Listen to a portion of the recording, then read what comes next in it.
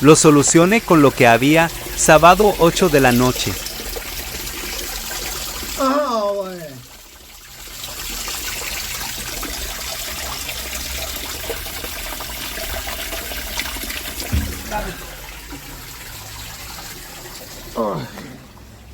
¿Ves? El tanque es el que está acá abajo de la casa.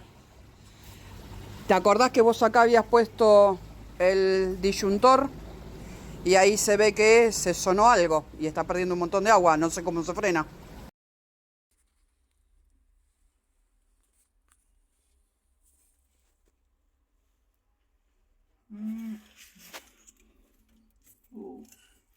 Se va a picar todo.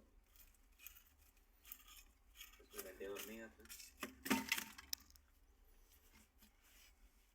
El tema que eso después yo recién le decía, ¿cómo lo hicieron?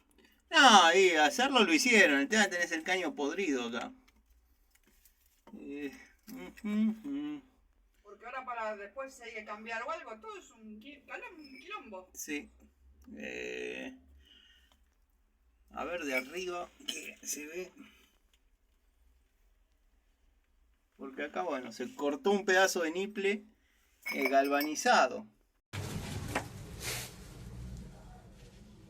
No, ahí lo armé. Está cargando, está por la mitad y no pierde nada, ni una gota.